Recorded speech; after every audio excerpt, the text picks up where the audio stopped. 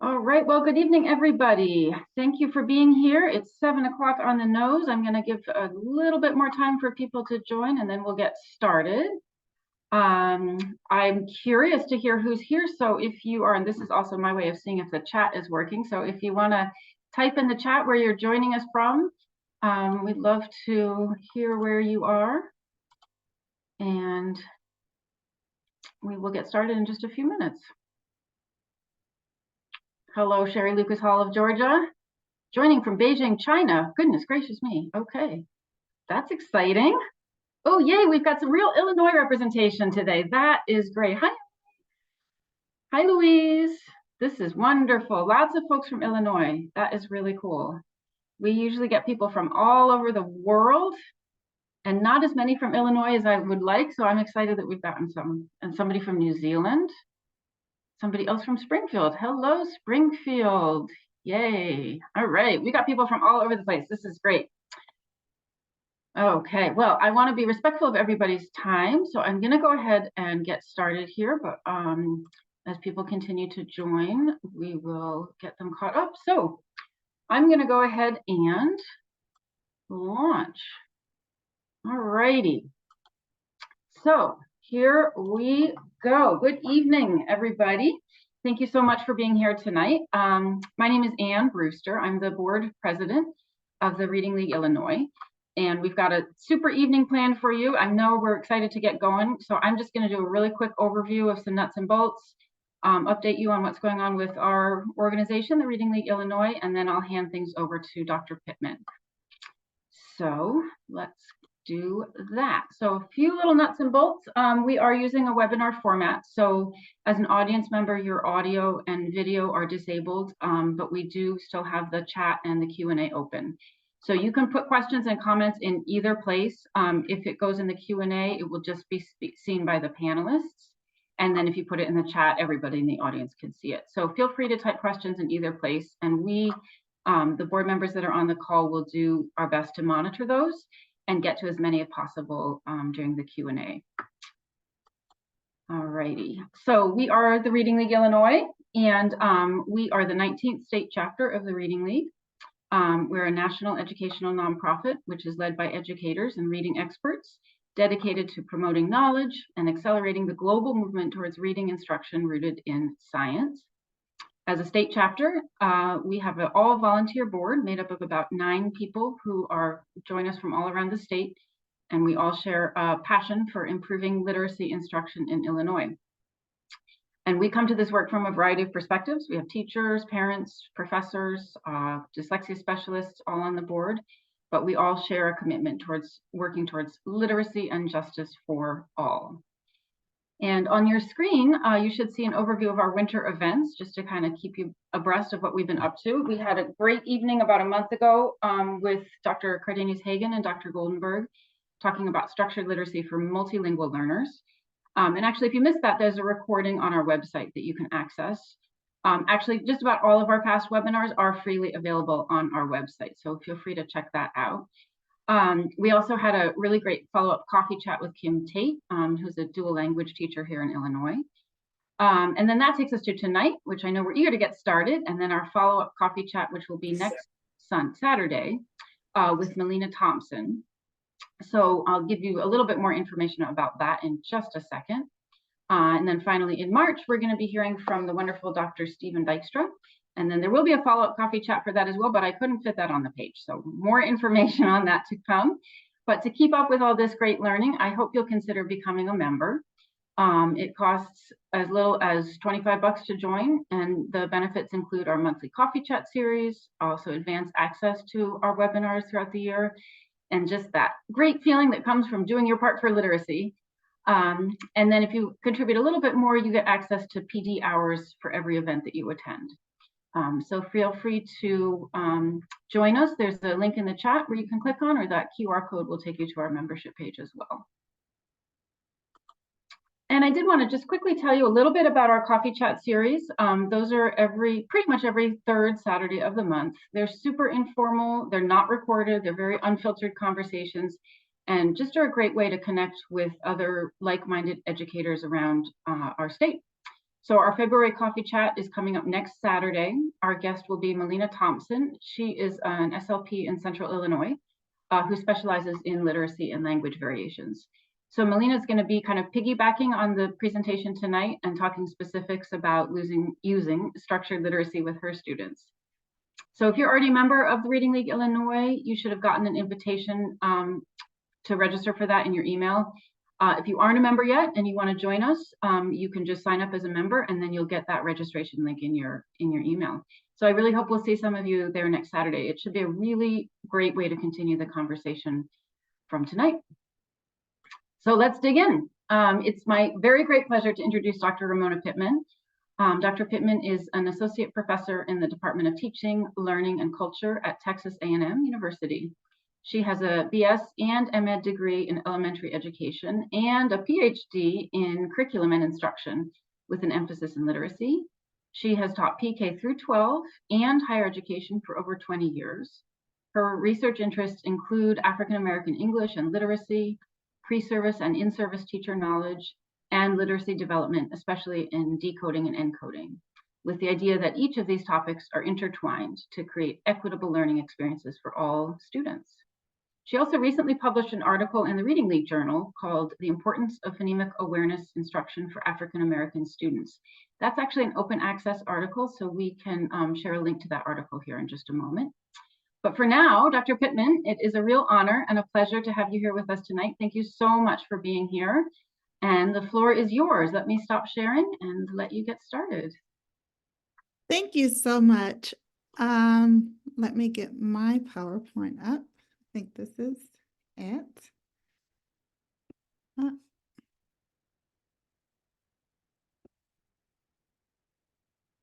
think I need to close this. So I will get started. So structured literacy and language variation. I'm going to go ahead and get started because I do have a lot to cover.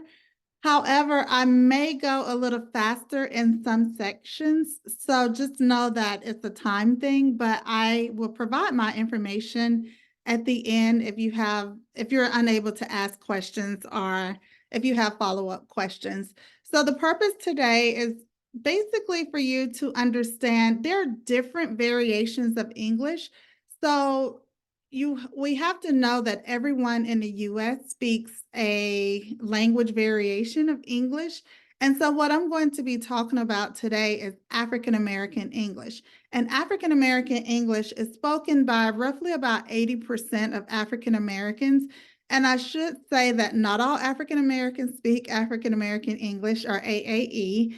And you can have students who live in a predominantly Black or African American neighborhood who are not Black or African American who may also pick up AAE and speak AAE. So you may hear it in your classroom. I do want to debunk what sometimes I'm always asked is it when students say this or that? And usually when someone asks me that, it has to do with something dealing with a slang word. So I want to make sure that you understand that AAE is not slang. And so we will talk a little bit more about what it is momentarily, but just keep an open mind and know that we're not talking about slang. And I'll tell you the difference between or what slang is. So with that being said, the key topics, the simple view of reading, and if you have been in literacy or following the science of reading, you probably have heard of the simple view of reading. I won't read all of these, but I will leave you with the definition of General American English, AAE. And then we're going to look at Louisa Moat's Teaching Reading is Rocket Science. It was a seminal publication. I want to say it was 99, but it was republished like in 2020, I think. But she breaks down the structure of English language and all the structures or all the features that are needed in order to understand the structure of English language. So I'm going to review hers, but then I'm going to break each one of those down and talk about how they differ for AAE. So just to begin with, General American English is the language that is expected to be spoken in schools, or how you conduct business and so forth. And there have been many names for it in the past. I think when I wrote my dissertation, and it's been years ago, I used academic English, but you can see the issue with that now. So if I say academic English, that's saying the AAE is non-academic. So the language has changed.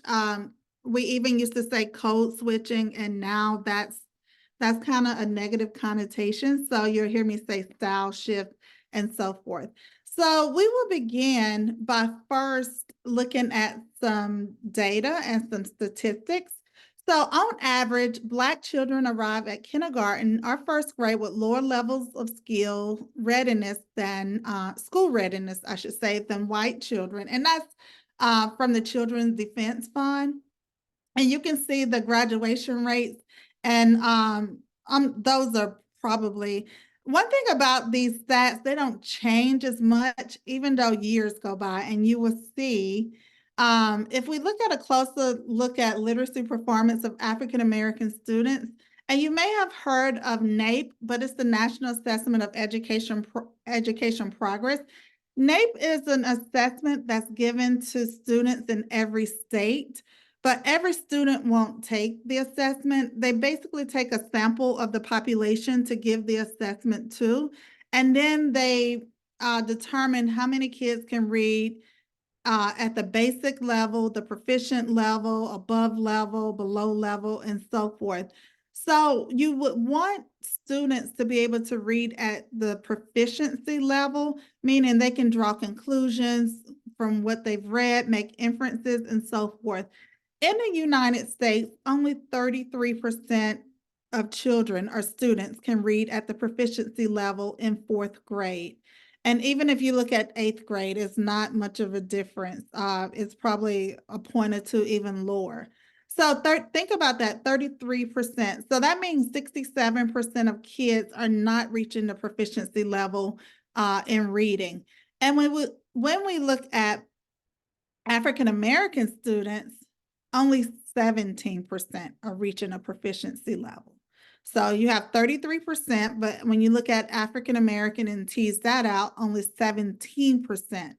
And then when you compare them to their counterparts, you can see that even for some students who may speak a different language, maybe they're learning English and so forth, Black students are still like the lowest out of all these races and ethnicities. So we have to wonder what is going on nationally, but then when we look individually at different states, and I only pulled I have all this data for all states, but this is on the NAEP assessment for each state. And so if we look at that dotted line across the top, that was our 33% reaching the proficiency level. And then if you look at Illinois, so I wanted to draw attention to Illinois. Again, you can go to the NAEP website and see other states. I know that there are people on here from other states. So if you just Google NAEP reading scores for 2022, it'll break it down by each state and demographics and so forth. But I chose Illinois because of the chapter that's putting on the webinar tonight. So Illinois. Now, this may be a little hard to see, which is fine. So I'll just pinpoint it, but these are individual assessments that each state gives. So I want to back up and say NAEP is the only assessment that is given where you can compare students from state to state, because each state then has their own assessment. And because those assessments are so different, you can't really compare them. So in Illinois, and I have to move you all up, you can see that if we look at our Black or African American students, only 11 or close to 12% are performing at a proficiency level based upon state assessments. And again, if you're interested in this data, I have one of my doc students to go through every state looking for this. So I can share it. I just didn't want to put up all 50 states up here for tonight. But if you're interested, I have my information at the end. And so we know that there could be multiple reasons why Black students, I go back and forth between Black and African American, but just know African American students, what may contribute to their reading problem. And there are so many different reasons. But one reason we have to really, really look at is the language that's spoken at home and how it differs from the language that is expected to be spoken in schools. And so we can use all of these other reasons and rationales for why kids are not learning to read. But if you've kept up with any of the latest research, it just says it doesn't matter what's going on in a child's life. The biggest difference will be the knowledge that the teacher has to teach that child when he or she comes to school. So when we look at the simple view of reading, and I'm going to return to teacher knowledge in just a second, for children who speak African American English, each part of the simple view of reading will be impacted. So the word recognition times oral language comprehension equals reading comprehension. And if you don't have word recognition, you won't have reading comprehension. If you don't have oral language comprehension, you won't have reading comprehension. So if any of those items on the left is 0, then students won't comprehend what they're reading. So the reason word recognition is impacted is because when students' phonology is different than what is expected at school, that's going to impede their phonemic awareness, which then will impede some of their decoding, which also can impede their encoding or their spelling. And then oral language, the way that they speak, that will also later on could impede their writing and so forth. So we'll talk about syntax and phonemic awareness and all of that. So we know that teachers cannot teach what they do not know. And I have given workshops and lectures on AAE for, I don't know, probably 10 years now. And every time I give a workshop or a PD, I have people who have never heard of AAE and they're currently teaching. And so if you think about state assessments or even informal assessments or formal assessments that are given to students, mostly all of the assessments, at least most of them I've seen lately, will have in the directions to not count off for dialect, and they'll call it dialect. We've moved to the term language variation, but the older term was dialect. And if you do not know about African American English, you won't know whether to count off or not because you'll just think the student pronounce whatever the word is incorrectly because you don't have any idea what African American English is. So that's why tonight is very important that you at least have some foundational knowledge about African American English so that I think the most beneficial would be for assessment purposes, also instruction as well, but you don't want to create a deficit mindset and think that the student is not saying this right and so forth.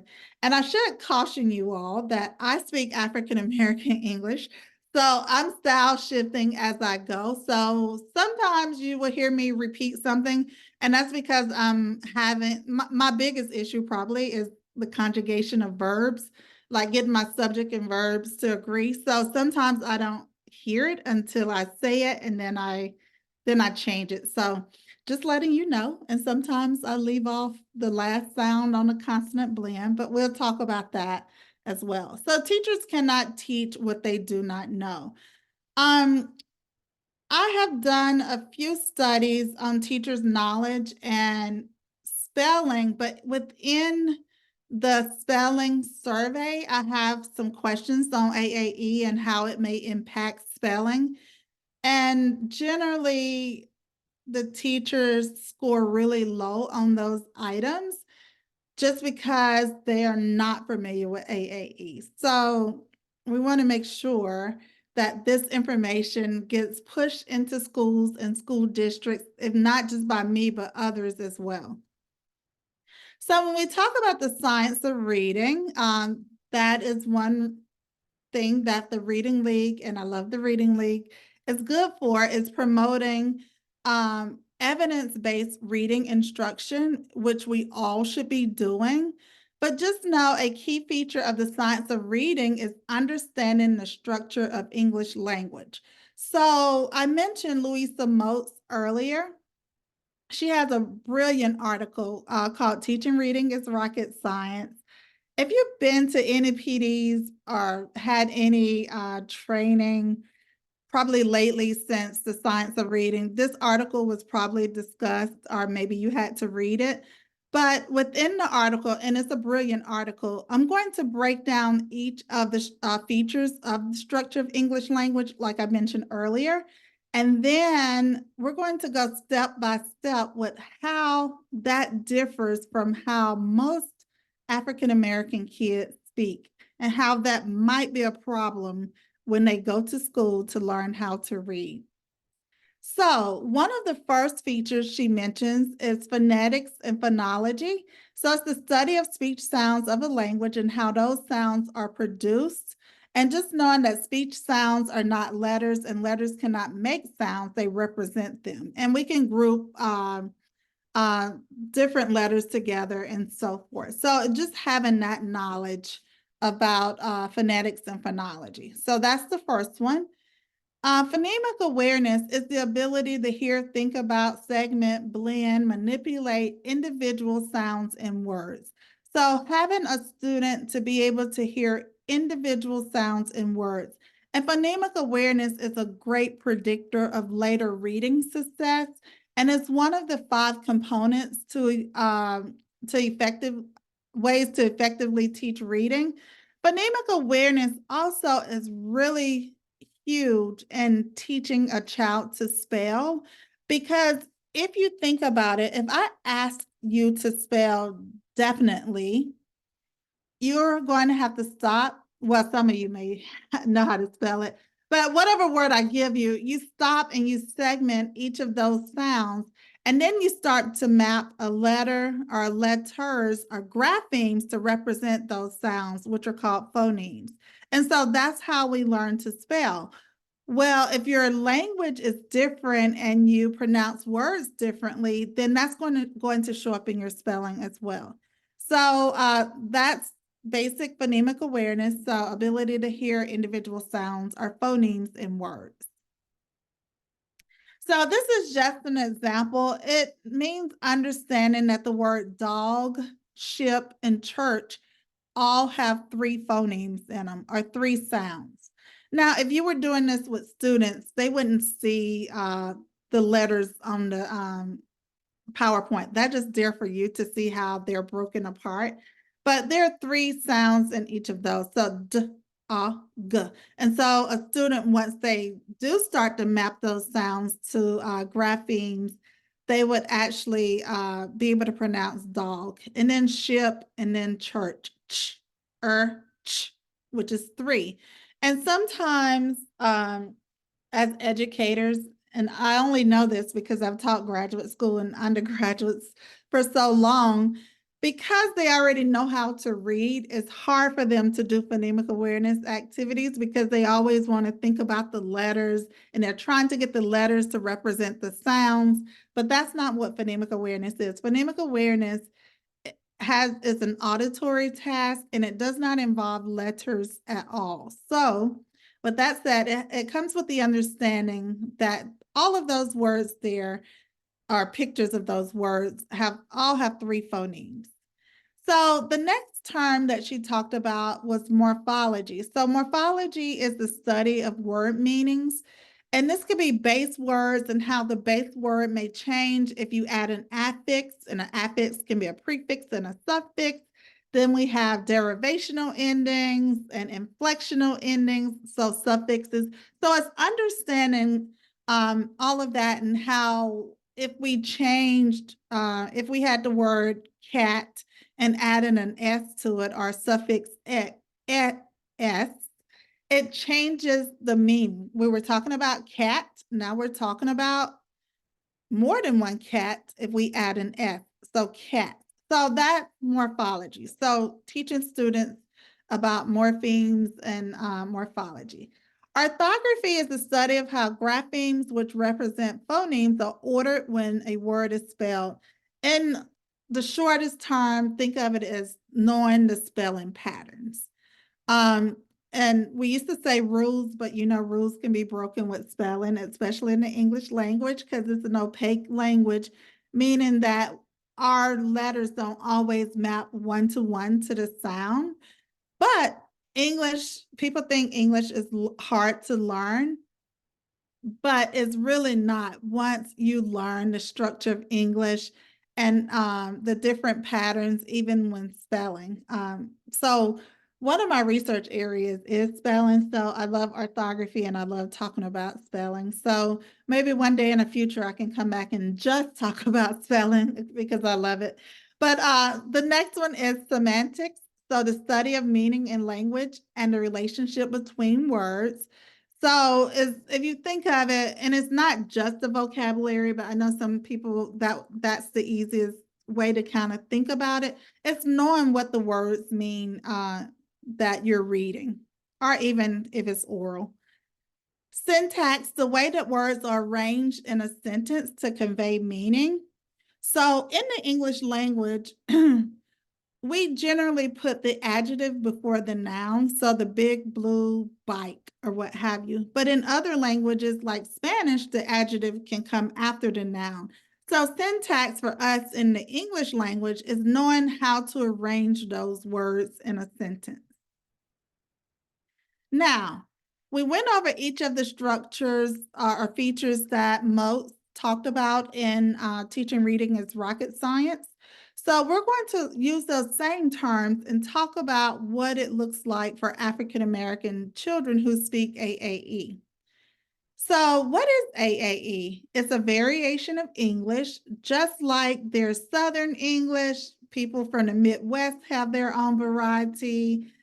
People from the East Coast, from Boston, from New York, and so forth. So it's a variation. It is systematic and rule governed. The key here is to know that it's rule governed because I will show you that there are rules to speak in AAE and how that's different from slang. And then I mentioned earlier, 80% of African Americans speak AAE. And that number comes from Rickford. He's a linguist out of Stanford who has written extensively on AAE for decades now. Just know that for children or even people who speak AAE, they can be on different points in a continuum at different times.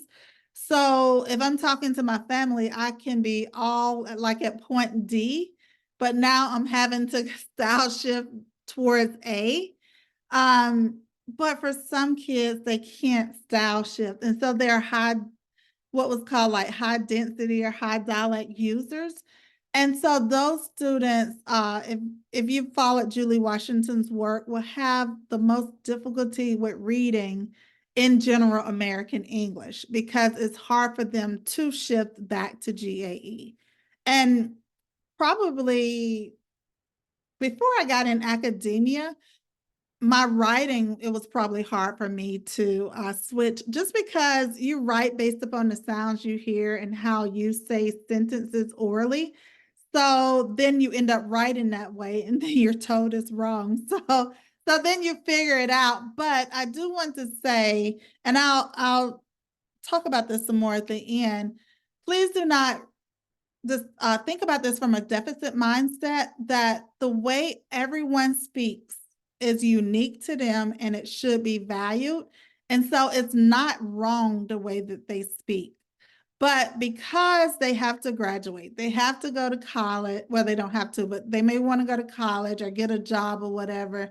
They will have to, at present, until we get some policies that are different, in order to be successful in schools, they will have to know how to style shift to general American English. And I know that there's a lot of literature out there saying that children should be able to speak the way they want to speak and so forth. And I even wrote in a journal article that's coming out in, I think, this summer, that even though I want to promote everyone should speak the way they want to, and I know journals, there are scholars who believe that, but at the same time, if I'm telling teachers that, but then I'm writing in a journal in General American English, it's kind of like a hypocrisy that I'm not writing how I want to in this journal, but I'm telling teachers they have to teach kids, let kids use AAE and that's all, and don't teach them how to style shift. So with that being said, before I go over the features of AAE, what I want you to do in the chat, and this is just like a little quick pre-test. So choose a word from the set that might have possible influences of African American English on the spelling of General American English. So which one of those words do you think a student who speaks AAE might misspell based on General American English because of African American English or AAE? Like what features might show up in their spelling? And I'll check the chat.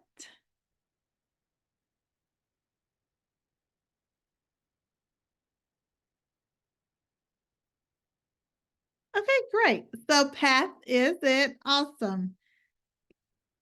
Awesome. So path, because we'll find out that when you have an unvoiced sound, which is the final sound, most kids will pronounce that as like in fish.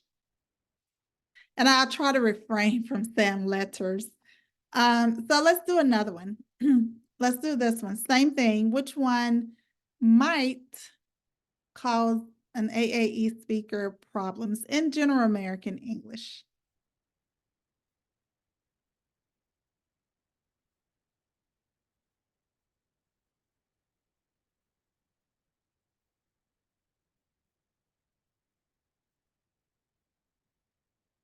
Okay, great. The answer is strong. I mean, string. I said strong.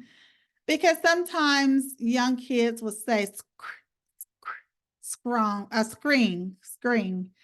The research says though that STR, that 3-letter blend, usually they don't carry that into adulthood. So at some point they do switch to pronouncing it as string, whereas the other phonological features they keep with them. I have 2 more questions and then we'll talk about the features. So if an AAE speaker spelled west as west, according to General American English, this spelling west for west can be considered what type of error in General American English?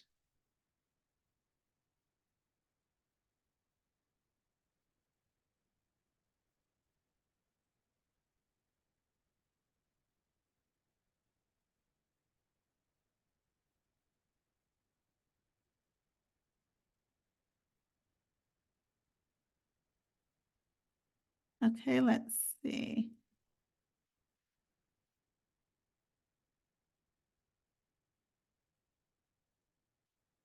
Okay, this type of error is a phonological error. This means that for African American kids, yes, they do not generally pronounce that last phoneme, which is t, t, t. However, if the child spelled it that way, that means that the child probably pronounced it that way. But according to General American English, this would be a phonological error because they're missing one of those sounds in that particular word. So they're missing the final sound in order to spell it as west, west. Let's do one more. Okay, this time an AAE speaker spelled door as D-O-R-E. According to General American English, this spelling, D-O-R-E for D-O-O-R, can be considered What type of error when we're thinking about General American English?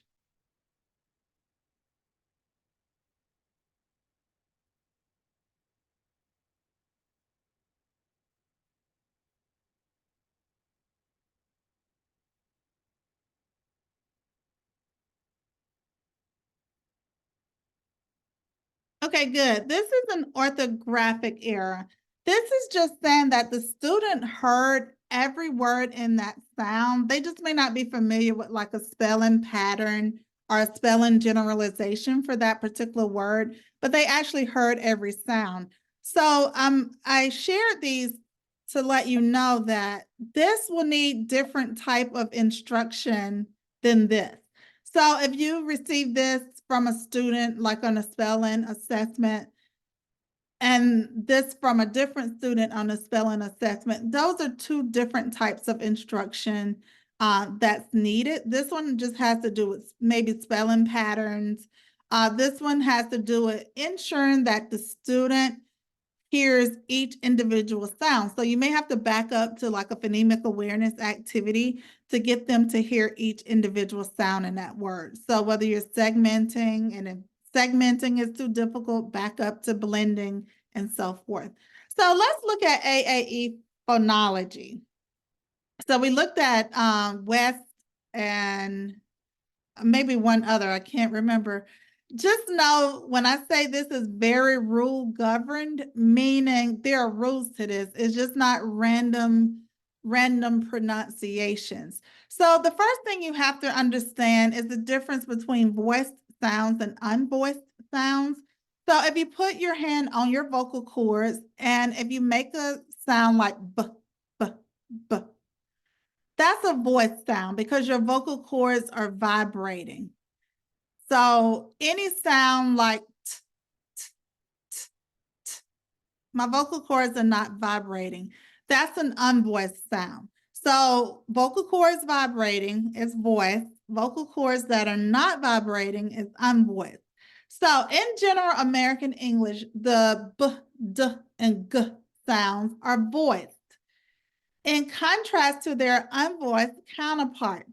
So I tell my students when I'm doing the, I can't even think of the, oh, what's the word? When you have the cognates.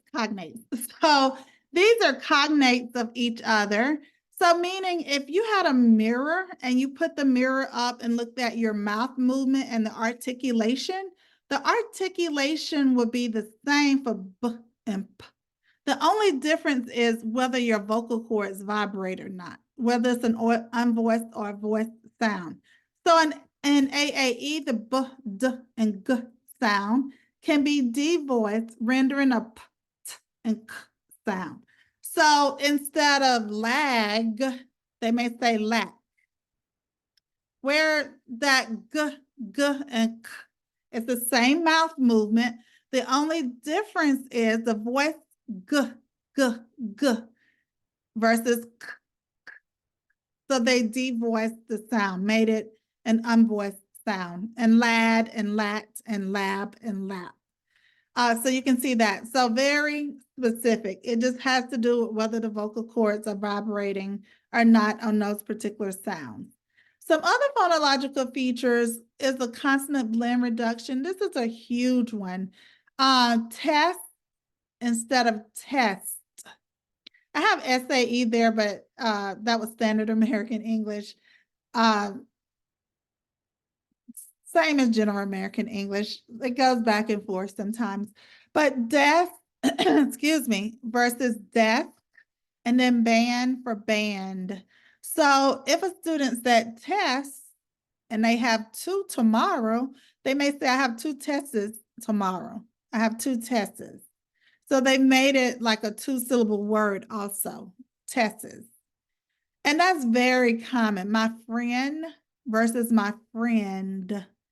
And I'm saying that to say that this will show up in their spelling, especially if they haven't learned like how to spell the particular word that they're pronouncing in General American English. So this is one that has to do with unvoiced and voiced sounds as well. So when that sound is unvoiced, you can see that it's pronounced thin, but when it's a voiced sound, the th becomes duh, duh, duh, duh. So then becomes den. And that's an articulation thing where then if you say then, you can tell that your tongue is in between your teeth. But when you change it to duh, duh, it moves behind your teeth. So it is an articulation, but that happens for African American English speakers when they have a voice sound. So how are these sounds pronounced in AAE? Thing, these, that, and think. Thing, thing. If you isolate the first sound in thing, th, and then just put your hands on your vocal cords. I assume you're doing this at home. I can't see you. But if your vocal cords are vibrating, then that sound would be pronounced with the duh. The same as with these, that, and think. If it's not vibrating and it's an unvoiced sound, then it would keep the th. I shouldn't say th, but the let's take that same th. So this th is, I shouldn't say th. Let's take the same phoneme. Has two phonemes, so voiced and unvoiced. So you can see that it can make the d sound. It can also do other things as well, and it's very rule governed. So when you have this, and you all got this with the word path.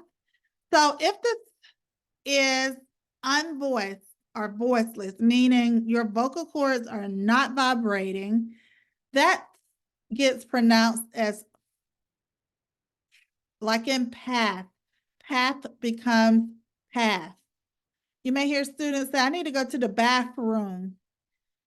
That's what they're doing. They're changing that to not, they may not know, have any idea about unvoiced sounds in terms of the terminology, unvoiced, but they know to change that to, because that's probably what they heard at home. Again, their language is unique to them and so forth.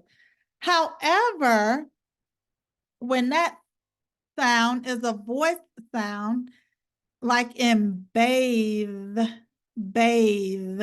If you isolate the in bathe, that's a voice sound. So if you did bathe and the final sound in bathe is then that particular phoneme becomes so bathe becomes bathe. And then smooth becomes smooth, smooth.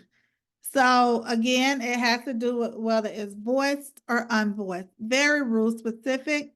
And again, we spell based upon the sounds that we hear and how we pronounce words. So these were just some examples of how you would pronounce these particular words. Again, if it's unvoiced, you would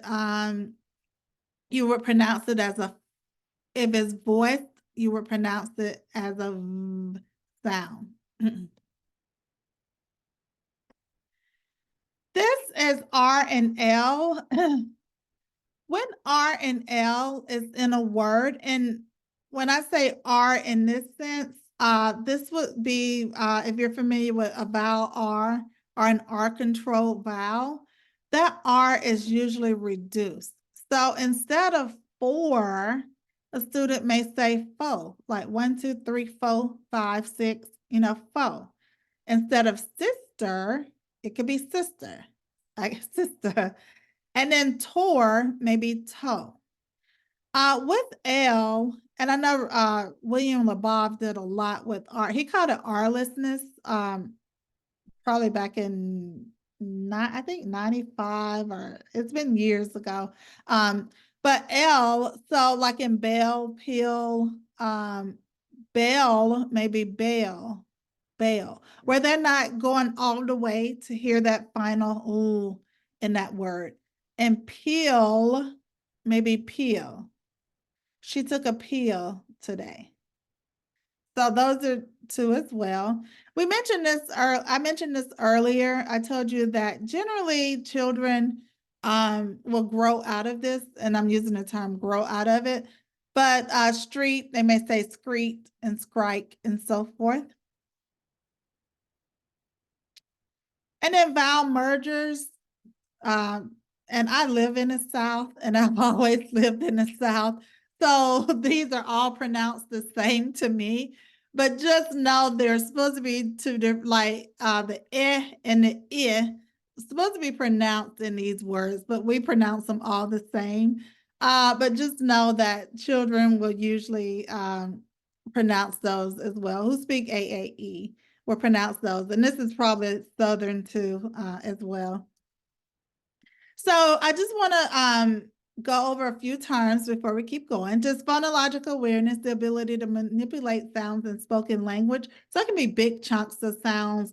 Whereas phonemic awareness, which is a part of phonological awareness, deals with individual sounds. And then knowing that we have somewhere between 40 to 46 different phonemes, and it's the smallest unit of meaning. So when we talk about AAE and phonemic awareness, if you haven't read the article that they dropped in the link, I go over this more in detail. But anytime you are assessing students and you have a word like test, when you're doing Elkonian boxes or they're doing counters, and you see that the student is moving only 3 boxes for test, that's because the child probably hears or thinks that it's test. So you really have to really over enunciate that final sound in the word just so that you can draw their attention to it, because it may not be part of their oral language. And then bend and lift. And you can see how the ones with the consonant blends have the 4 phonemes in these particular words. And then they're missing a phoneme at the end, the final phoneme, because it's not pronounced in AAE. So if this was lift, I just had to find a picture. Just having them to move counters to show you that they hear each individual sound in those words, in that word. This is wasp, wasp. Again, hearing each individual sound. 2 wasps, and that's hard for me to say. You may have kids say wasses, wasses, like Jess's, wasses, and not pronounce that final sound. But what happens when AAE phonological feature is not a consonant blend? So with this, and I talk about this in the book, we can have the word bath. If a teacher is not familiar with AAE and a student puts down 3 counters for bath, the teacher may automatically assume like, yes, he got all 3 sounds or all 3 phonemes represented. But this may be actually what the child is representing. And if you don't draw attention to that final sound, even though these are phonemes, but when it is time to spell, that child may represent it as BAF, like they may write BAF for bath. So you really want to draw in on that final sound with this particular word. This is bathe, bathe, bathe. And so again, they still may drop 3 counters or move 3 counters. And again, if you're not familiar with AAE, you will give the student credit, which is fine to give them credit because that's what they hear. But you do want to take some type of observational or anecdotal notes to say that the final sound, according to General American English, is incorrect. So I need to make sure I go back and work with that student for that final sound. This, where we talked about earlier, when you have a voice sound, like the final sound in salad, salad. Some students may pronounce it as salad, salad. I want a salad. And so again, if they don't know how to spell salad and they start to think about each individual sound in that word, then they will pronounce it and possibly spell it based upon their pronunciation as salad. So decoding and encoding. Going to morphology. This is really huge. So leaving off the G in like walking. And then also the subject verb agreement. Last week she walked to the store versus last week she walked to the store. And these are just some other examples. So I'm going to just run. See, I think my AAE is coming out. I'm going to just, I will keep moving along. So I will I move along pretty fast with some of these, just so you can see the examples. So you can see it's called G dropping sometimes by some scholars, where the G is dropped from the word. Words that consist of two morphemes, this is similar to the sentence where they leave off the ED that shows past tense. This is very interesting. I won't spend a lot of time here, but this is very interesting. So when a word ends in a consonant blend and you're going to add a suffix that begins with a consonant like ly or less, then the student leaves off that final sound in the consonant blend. So friend. And so they just add ly, friendly. He's maskless. They don't add the D. However, they have to know that it exists because when they add a vowel suffix, they add the complete consonant blend at the end of that word. So camper, where the M and the P are the and the P is being pronounced, and then acceptable. And some of this work comes from Lisa Green. She's also, I believe she's a linguist, but she has a book on African American English that she draws attention to in some African languages, that this happens as well. And then these are just some other examples. And I'm always asked about the word ask, because I know it is stereotype, and it's a stereotype given to Black people that Black people pronounce ask. I try to overemphasize it for that reason as acts.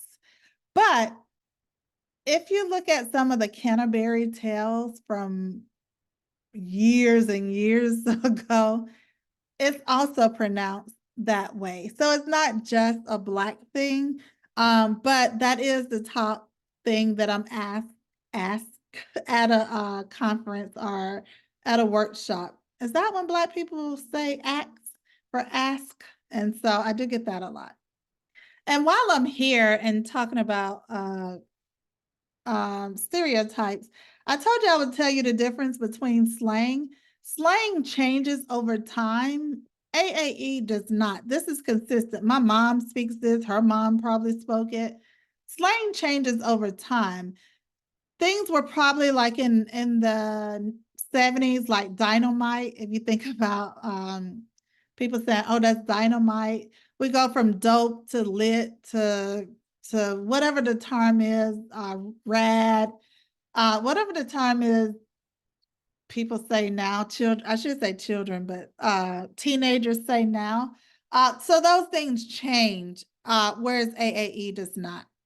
So the orthographic features, just knowing that AAE speakers might spell words with AAE based upon how they pronounce the actual words.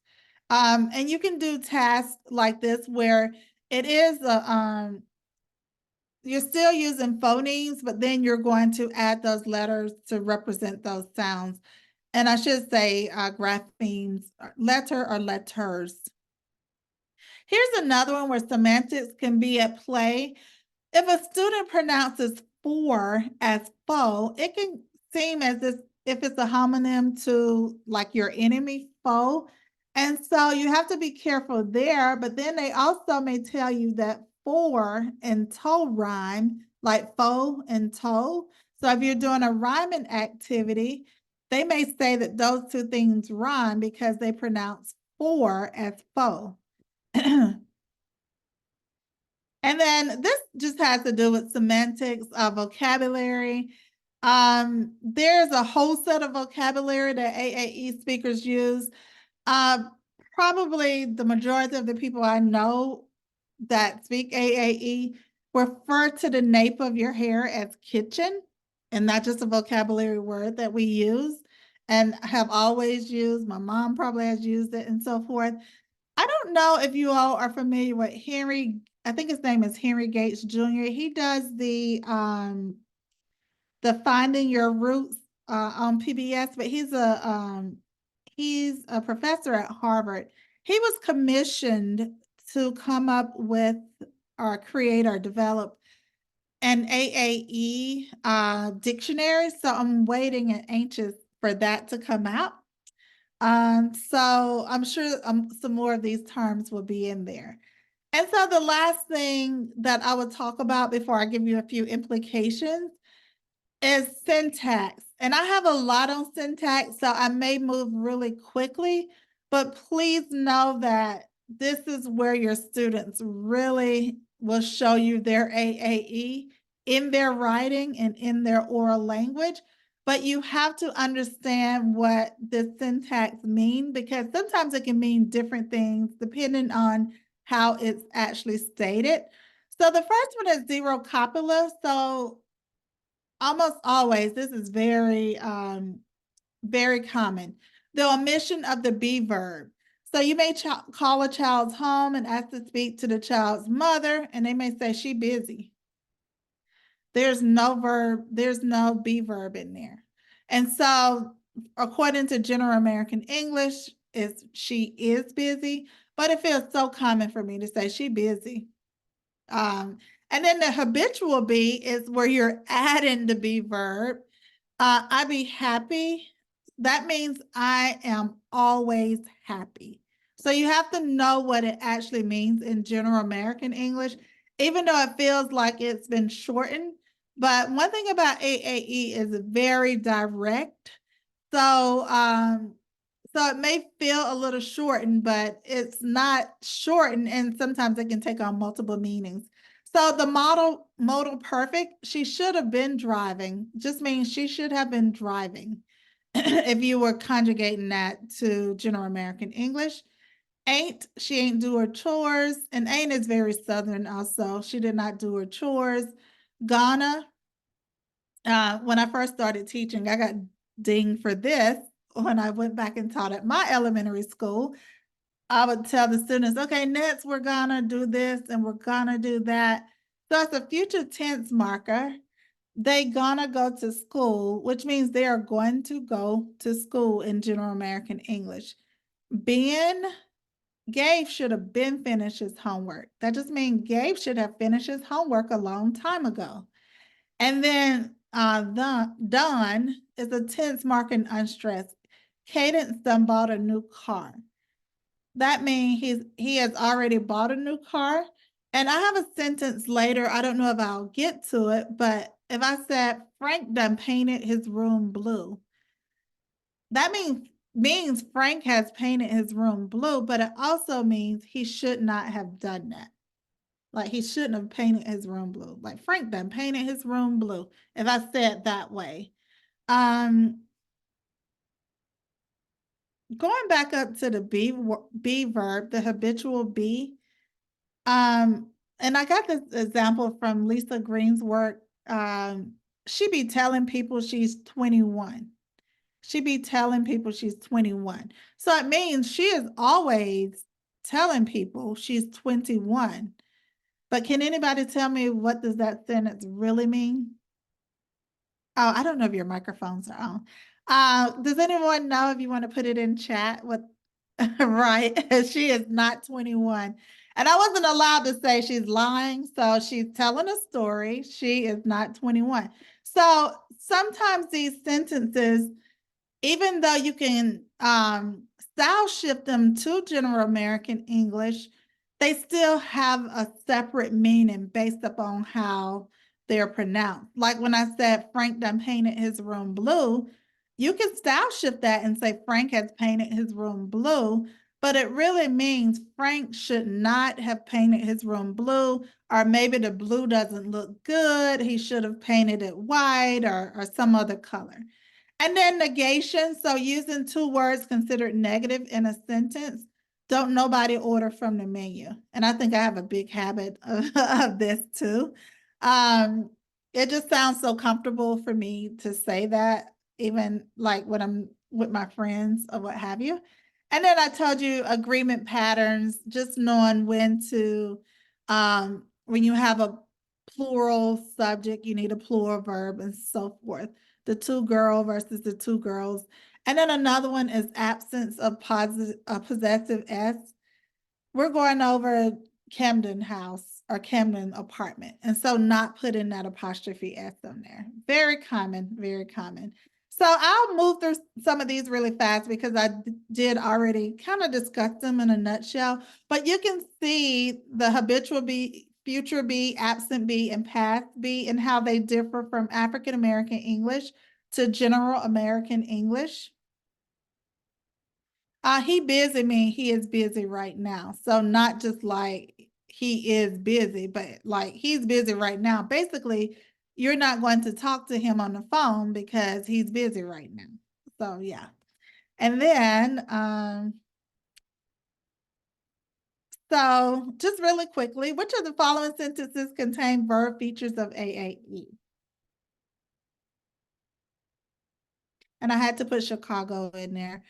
I should have put Springfield or I'm trying to think where the school is located. I can't think of it. In Illinois. Okay, let's see. Yes, see, they walking too fast. That sounds so perfect for me to say. Like they walking too fast. Because that's how I would pronounce it. And I had to learn how to not write it that way. What about this one?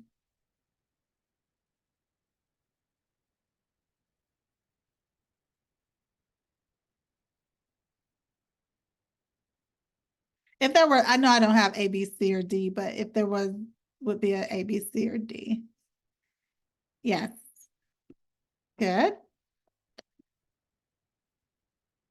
And then for time's sake, we won't do these, but it would be just taking these and then determining the GAE form or so style shifting them to the GAE form of each one. You would teach me how to swim would be more like, will you teach me how to swim? Where that has been changed, you would teach me where there's not even the will part added to it. Bruce dancing and D dancing too, where you have your verb, your helping verb missing in those particular phrases. This is Ben. I already talked about it earlier. I could have been went back to work. That sounds so natural for me to say. I could have been went back to work. So it's stress. I could have been went back to work. That means like I could have went back to work a long time ago, but obviously I didn't want to. That's how, if someone told me that, that's how I would interpret it. I could have been went back to work, but there was some, either I didn't want to, or there was some obstacle that kept me from going back to work. And then Don, I mentioned earlier, it is unstressed. I used this one earlier. James done painted his room blue. He has already painted his room blue, but deep down, if someone told me that, I would have said, oh, he shouldn't have done it, or he made a mistake. Now I want to talk about these four before I finish up. The first one is finna. And I definitely use this, but indicates that the event is imminent. It will happen in the immediate future. I don't know about you, but I'm finna leave.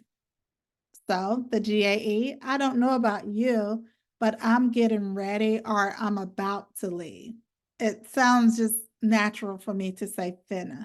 And there are different variations of it, fits into, fits na, and so forth. And then calm marks speaker indignation, anger, or annoyance provoked by what is perceived as unfair treatment. Don't come acting like you don't know what happened. And the GAE, you can read, don't try to act as if you didn't know what happened. Like the, almost or nearly, I like to drown. And so I, so when I use that with someone who's not from the South, or I would say not been around that many African Americans, this particular word always like, what? What? I'm like, I like to did whatever. That's so common for me to say, like to. And then post to also, supposed to. You don't supposed to do it that way. So GAE, you're not supposed to do it that way. And so just finishing up with syntax, and again, syntax is a little longer than the other ones, but just know that if you look at the inverted word order and indirect questions and no inversion in direct questions. So this is very common, very rule governed. I asked him, could he come? I asked him if he could come. And I'm so guilty of the first one. Why I can't play versus why can't I play? Sometimes I write an email and so it takes forever because I start to second guess myself on everything just because I know it sounds so natural for me. But then I'm like, does this go first or does this come after? So this all has to do with syntax, knowing how we arrange words in GAE. And then you can just scan these double subjects. My mother, she told me to go. You can look at the rest.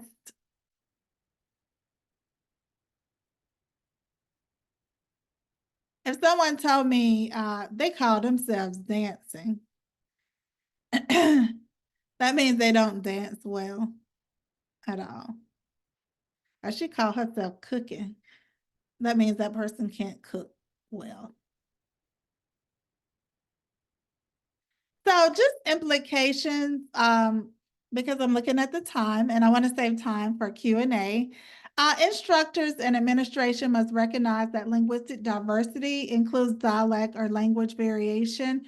You also have to honor and celebrate the home language of the children. You can't say, you can't speak this way in my class, because you would never say that to a student who speaks Japanese at home or Spanish at home. So I want you to view it in that same sense. They're speaking the language of their home. Now you can get them to style shift if you're doing like an oral task or a written task or you want them to read. But when they're just talking to their friends, let them be themselves and celebrate it. I just wrote an article that I mentioned earlier that will be out in September. And not September, in the summer. It's on AAE in children's literature, and I scanned probably 70 civil rights and slavery themed, not scanned, I actually read and coded slavery and civil rights themed children's picture books and went through and coded all the AAE. Because one time I was doing a PD on this topic and I wanted to share with teachers, hey, you can use books to help celebrate the language, because not only should children be able to see themselves in books, they should be able to hear themselves in books. And when I went to look for a list of books that I could use that had AAE in it, there wasn't a list, like a big enough list that I wanted. So I developed the list myself. So it will come out this summer, yes. But there's a critical need for teachers to be knowledge of AAE. And I'm glad that you all are on tonight. So even though this may be like an hour or so, at least you are getting foundational knowledge if this is new to you. And then curriculum including decodables, just making sure they're culturally relevant as well. And then educator preparation programs also have to have in their reading courses lectures on African American English. I also did another study that was published, I think in 2022, and I have the studies at the end where I nationally had 85, I believe, teacher educators. That's the ones who are teaching the teachers, so like professors, instructors in higher ed, to take a spelling assessment, and that spelling assessment had the AAE on it. And you would be amazed that even teacher educators don't know much about AAE. So how can they teach their pre-service teachers who are then going to go out into the field as teachers not knowledgeable AAE? And just know policy also, 32 states and the District of Columbia, they have some language about dialect or language variation. But again, as I mentioned earlier, you can have the policies, you can have it listed in the directions of an assessment, but if teachers are not knowledgeable of AAE, then or the district is not providing PD on AAE, then the teacher may not think that, not that the teacher is doing something wrong, but the teacher may not acknowledge it in the sense that he or she, they're just unaware of it. And then there also has to be funding for this type of research. Just I'm getting ready to do a study now, but just additional funding to not only look at AAE, but trying to figure out why African American children are scoring lower than all their counterparts in reading in general. And so, just in conclusion, these are just some terms or books. There's a book, Cultivating Genius and Unearthing Joy. And Goldie Muhammad is actually at University of Illinois at Chicago, I believe. But her book is very popular, especially for knowing what's culturally relevant for African American students. And then just understanding when I talk about African American children are behind their counterparts or below their counterparts or what have you, this is not a knowledge gap, it's an opportunity gap. They may not have the opportunity. And then also just understanding how we need to make culturally relevant pedagogy inside of the science of reading. And I also wrote an article, it's in review, but it's advancing a culturally relevant science of reading framework and how you do that with the AAE and also other areas of culturally relevant pedagogy. So with that being said, these are some of the articles.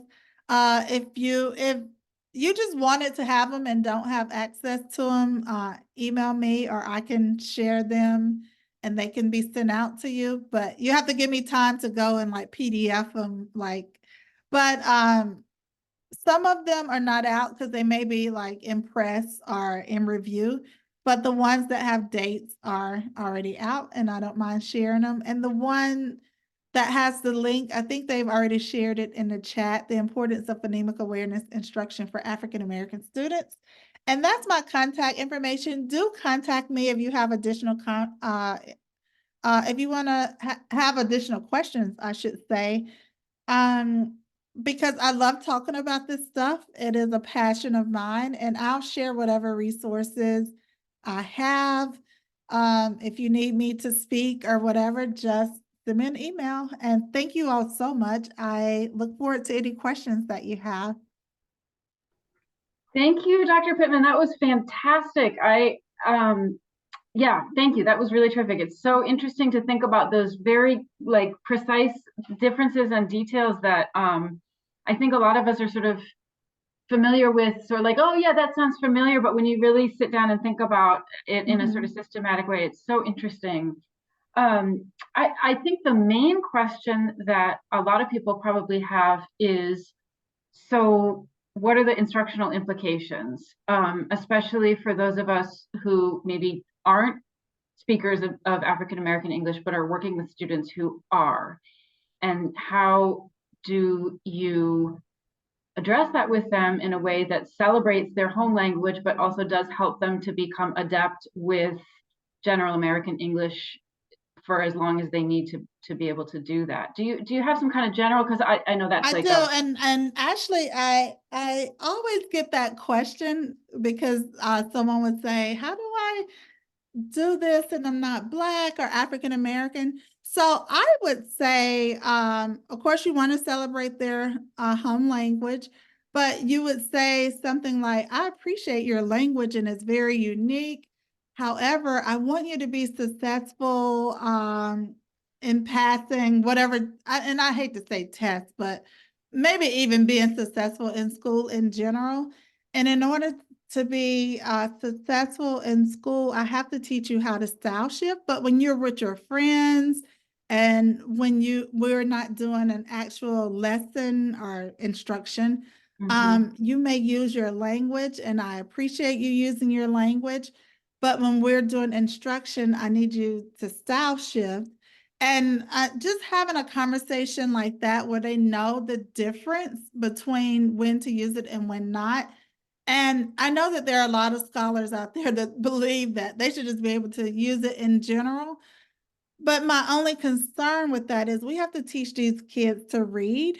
Right. And the books are not written in AAE, they're not written in Boston Right. dialect or accent or what have you. So at present, unless there's some curricula that comes out and policy and all of that, but at present, they will have to learn how to read in GAE. So we have to teach them how to read. So they have to learn how to style shift. Even if people say that they should be able to talk how they want to, then in some ways you're setting them up for failure. And then some of the people who make those arguments are not working in pre-K, K1, 2, where the learning Right. to read takes place. Yeah. Right. Yeah. I was thinking Yeah. about that. I have a student right now that I'm working with who we've just been working on final blends for a while, because that's exactly the difficulty that she's having, is she doesn't pronounce the final sound in those consonant blends. And so we've been working that through, and she's in first grade. And just sort of to your point, like, I don't want to just not teach her that, you know what I mean? Like, I Right. feel like that's important information for her. So, but it is, as somebody said, it's really a fine kind of line to balance when teaching them when to shift and how to shift, and, you know, Mm-hmm. while still maintaining their sense of their own self and language. So I Yes. appreciate your thoughts about that. And then even in the past, there have been like I would say some negative viewpoints toward Black parents who thought, I think probably back in the, I want to say 90s or so, when they were trying to implement AAE, kind of like bilingual, there was pushback from some Black parents sometimes because they felt that maybe the school was trying to dumb their kids down, and that may not be Mm, the correct terminology or phrase. So there is sometimes pushback, but I would just draw attention to the whole goal and the whole existence of the reading class or the reading course is to be able to get you to read proficiently. And so I'm going to do whatever it takes to make you successful in reading. mhm. And like I said, I appreciate your language. And when you're talking to me, you can use your language. But during our instruction time, I need you to style shift just so I can make sure you're going to be successful with reading and And would writing you for that. and would you encourage them to style shift orally, or just when they're doing like a spelling task or a writing task? Does that question make sense? I would do it orally during instruction, but Okay. not like when they're with their friends or if they're Right. one-on-one talking to you. Like, and I've been in hallways where teachers say they correct, and I'm using air quotes, the student when they're Mhm. just using their language and they're talking to their friends. But I would say orally during instruction because generally you're going to write based upon how you speak your oral language. Right. And for some kids, Now, some kids can orally talk differently. And I'm actually getting ready to do a study on this topic. You're doing a Some lot of kids, different studies. some kids can orally speak AAE and then style shift when they write. But for a lot of kids, they can't, especially at the younger grades. It's just however they talk, that's what's going to be written on the paper. But yeah. Okay, interesting. There's a question that somebody asked whether if you know whether there are any screeners or assessments that are being developed to help teachers accurately distinguish between language variations versus more like challenges with just developing foundational skills. Do you know of any assessments that are? Yes, there's an assessment out of University of Massachusetts Amherst. It's called Dialect Assessment of Language Variation, DELV. And it may Okay. be on the 4th or 5th edition, I'm not for sure. But the last conference I was at, not last, but I was at a conference maybe a year and a half ago. I know Julie Washington was working on one with a group. If you all don't know Julie Washington, she has some awesome articles and podcasts on this topic as well. But she mentioned that she was working on an assessment. But as far as I know, the Delve is the only one that I've used that's out there, specifically for African American English. Okay. Maybe I'll Yeah. grab that link from you and include it when we send out the recording, Okay. so that we can share that with folks. Yeah. And Okay. then there were another question was just sort of like how early in a child's schooling would you start working on style shifting with them? Like as soon as they get to kindergarten, even before that, a little bit later? Do you have thoughts about that, or is there any research indicating that? I would do as early as possible just because a lot of it has to do, if not even the syntax part, at least the phonology part and hearing those phonemes in those words. Um, because I have a almost 4 year old next month.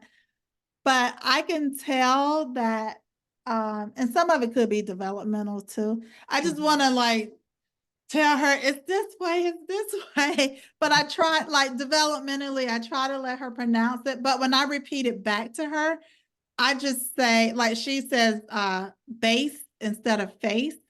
So I said, oh, your face. So at least she's hearing it, but I'm not like drilling it down to her.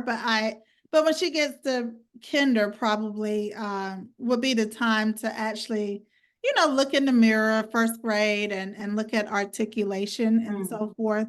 But just in her everyday, I tried to bring out the mirror just because the literacy researcher in me, and she wants nothing to do with me and any of that stuff.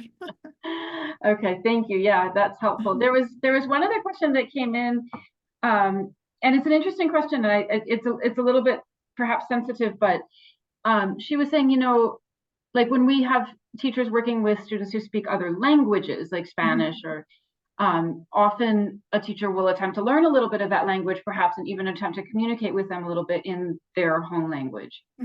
And she was saying, is that appropriate if I'm a white teacher with students who speak African American English, or is that it?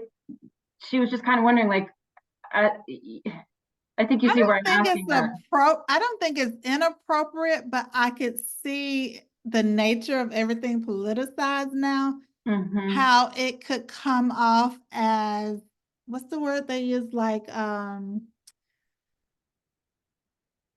of like pretending, but that's not the word I want to use. Disingenuous, maybe. What is it?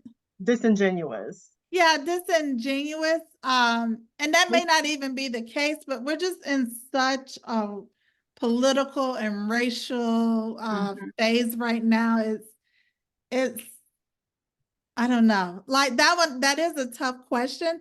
I think it, at least if the teacher didn't at least like providing those children's books and reading the children's books, even if she didn't do it herself or he didn't do it himself.